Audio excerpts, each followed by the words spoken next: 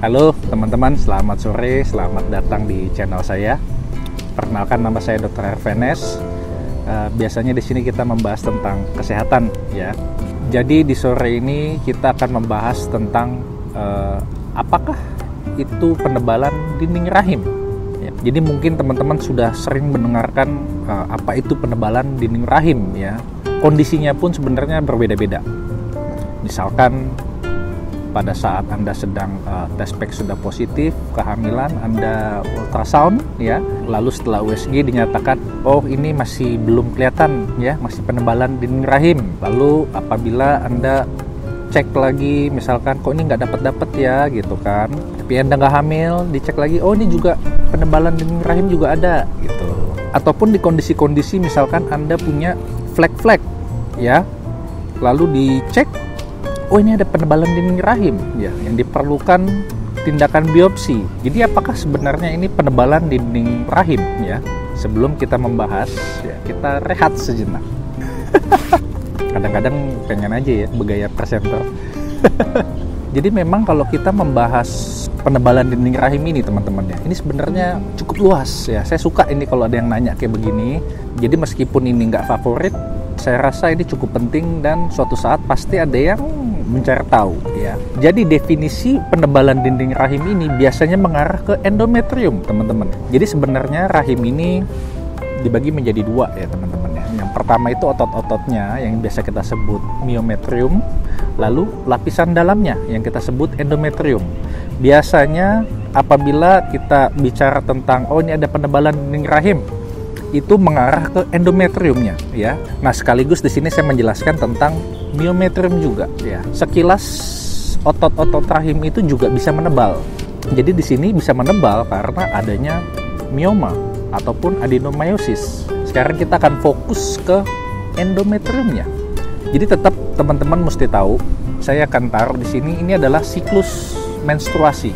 Jadi pada saat menstruasi ini adalah titik yang paling tipis, teman-teman, karena itu terjadinya pengelupasan, peluruhan, ya, kalau teman-teman sering dengar. Jadi setelah itu terjadi pertumbuhan lagi yang kita sebut proliferasi, ya, teman-teman. Ini fase ini terjadi sebelum terjadinya ovulasi, ya. Setelah ovulasi kita bisa bilang ini fase sekresi, ya. Ini akan lebih tebal. Jadi pada saat fase proliferasi ini naik, gitu, tumbuh, itu akan tebal, teman-teman. Nanti makin ke belakang, makin dekat menstruasi selanjutnya itu makin tebal lagi. Itu dulu. Jadi nomor satu di sini, teman-teman, itu pada saat siklus mendekati haid, ya, pada fase sekresi ini, itu suatu hal yang normal bila terjadi penebalan. Seperti yang saya bilang tadi, memang ini sudah saatnya untuk terjadi peluruhan. Nah, itu adalah dari sisi haid yang normal, ya, teman-teman, ya, akan menjadi penebalan di saat akhir-akhir kita mau menstruasi. Nah, sekarang ada lagi, apabila siklus kita normal 28 hari, teman-teman. Pada saat hari pertama itu haid, itu akan posisi yang saya bilang tadi tertipis, ya. Itu biasanya hari pertama sampai hari keempat itu sekitar di bawah 4 mili.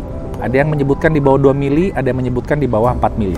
Setelah hari kelima sampai ke 14 mendekati ovulasi, ya kan, itu akan terjadi proliferasi, ya, teman-teman, ya, karena ini dipengaruhi hormon estrogen.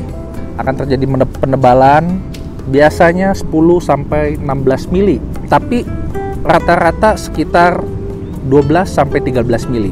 Ya, itu kalau sudah mendekati ovulasi. Nanti gambarannya akan jadi bagus, teman-teman. Ada yang menyebutkan trilaminar seperti ini ataupun biasa disebut sebagai striated appearance, ya.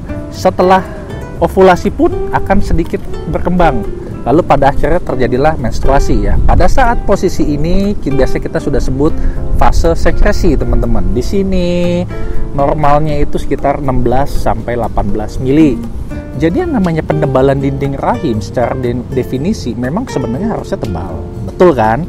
Tetapi apabila kita menemukannya ini di fase yang seharusnya tipis, ini kita sudah bisa bilang ini adalah tikan endometrium, ya.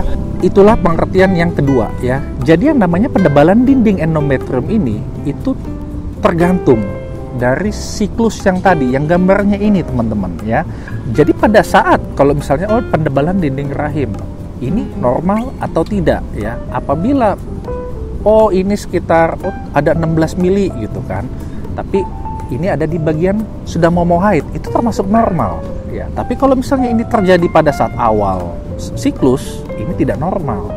Tidak perlu 16 mili, 10 mili, 8 mili saja itu sudah dianggap tidak normal. Jadi sudah bisa dibilang ini sebenarnya penebalan dinding rahim juga.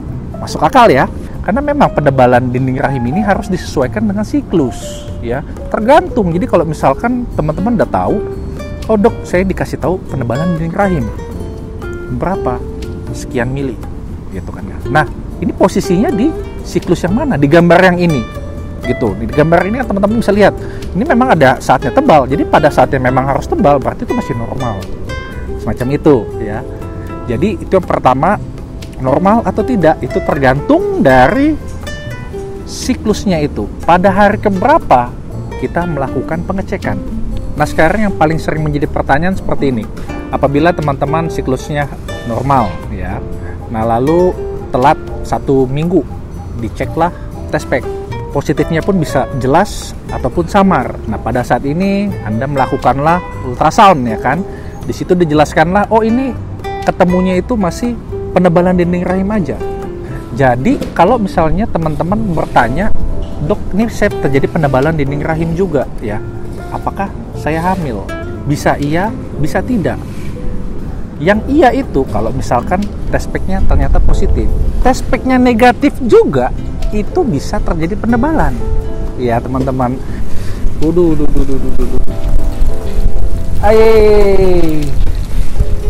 Nah, yang menjadi masalah itu adalah apabila test pack Anda itu samar. Ini bingung kan, apalagi udah samar terjadi flek-flek. Saya hamil nggak sih? Gitu kan. Tetap ini hamil, teman-teman. Jadi penebalan dinding rahim ini milik kedua-duanya. Anda mau hamil pun itu tetap jadi tempat implantasi. Anda tidak hamil pun itu memang sudah harusnya menebal. Lalu pada saat terjadi haid itulah peluruhan. Itu ya. Jadi banyak sekali teman-teman yang bertanya, apabila test pack saya itu samar dok, lalu dicek kok hanya penebalan dinding rahim, masih bingung kan untuk mengetahuinya ini pasti hamil atau enggak itu dari mana ya. Balik lagi teman-teman, kita harus cek itu kadar beta HCG dari situ. Ini bisa terjadi juga pada teman-teman yang dalam usia reproduktif gitu kan ya. Ini terjadi penebalan juga gitu kan ya. Entahlah pada siklus hari keberapa itu pokoknya terjadi penebalan. Jadi di sini sekilas saya membahas tentang hiperplasia ya. Di mana ini terjadi biasanya kalau teman-teman usia 30-an gitu kan ya, atau 40-an, ternyata ada flek-flek. Nah, lalu pada saat dicek, ini terjadi penebalan endometrium. Penebalan ini biasanya teman-teman itu karena adanya terjadi proses hiperplasia ya, karena estrogen ya. Hiperplasia itu adalah sel-selnya makin banyak ya. Jadi pada saat ini penebalan dinding rahim yang terjadi atau mengarah ke arah sana, hiperplasia ini, itu kita harus melakukan biopsi untuk mendapatkan suatu diagnosa pasti ya. Biopsi dari endometrium. Jadi secara PA, oh ini terjadi hiperplasia. Ini suatu kondisi yang tidak baik ya. Ini akan mengarah ke keganasan. Pembahasan lebih lanjutnya mungkin saya akan di vlog-vlog berikutnya ya. Jadi ini cukup luas teman-teman. Ini saya suka nih ngomongnya kemana-mana. Tapi sekarang saya akan lebih ke arah ke hubungannya dengan kehamilan. Jadi pada saat test pack Anda sudah positif, tapi ini terjadi pas dicek hanya penebalan rahim, itu betul ada terjadinya kehamilan ya, karena test pack-nya situ yang positif. Tetapi apabila test pack-nya itu negatif, belum tentu ya, ini milik dari haid biasa ya, penebalan rahim ini milik dari haid yang biasa. Nah, cuma permasalahannya sekarang seperti ini. Banyak yang menanyakan, dok, saya sudah test pack-nya itu samar. Saya ulang lagi 1 minggu kok tetap samar. Setelah di USG pun ini hanya penebalan rahim. Lalu 2-3 hari kemudian terjadinya flek-flek. Jadi ini sebenarnya saya haid atau memang ini saya kehamilan yang ternyata ini keguguran. Bisa terjadi keguguran tapi belum terbentuk adanya kantung janin, tapi sudah terjadi flek-flek gitu kan ya, haid. Tapi itu keguguran gitu kan. Itu bisa terjadi ya. Jadi untuk tahu pasti ini, sekali lagi kita harus mengecek beta HCG pada saat itu. Permasalahannya tidak semua tempat punya cek beta HCG ini. Kemungkinan besar apabila Anda sudah melakukan tes pack 2 kali atau 3 kali, apalagi dengan merek yang berbeda, dengan orang yang berbeda, dengan bu bidan, yang satu dengan dokter, itu ternyata ini itu mungkin lebih mengarah ke keguguran, gagal implantasi. Itu bisa terjadi. Jadi pada saat terjadinya implantasi ini tidak baik, lalu terjadilah flek-flek keguguran, ya. Itu pun bisa gagal implantasi. Tapi hasil tes pack ini ternyata samar, ya, belum bagus-bagus banget, belum tinggi-tinggi banget.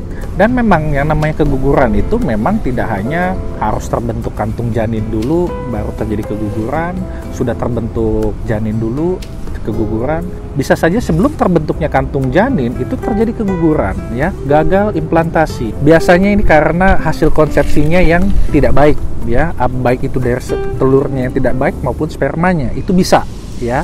Jadi itulah penjelasan saya sekilas tentang penebalan dinding rahim. Untuk teman-teman yang baru bergabung, saya mengucapkan sekali lagi terima kasih. Semoga cocok dengan channel ini, ya. Ya, saya berusaha memberikan jawaban lah untuk pertanyaan teman-teman. Saya juga ingin mengucapkan terima kasih untuk kakak-kakak, ya, yang selalu mendukung saya. Terima kasih banyak. Semoga video ini bisa bermanfaat buat teman-teman, bisa mencari jawaban, ya. Memang ini nggak lengkap-lengkap amat, tapi setidaknya semoga teman-teman bisa jelas ada bayangan gitu, ya. Semoga video ini berguna. Akhir kata, saya Dr. Effenes, saya mengucapkan terima kasih. We go bottoms up.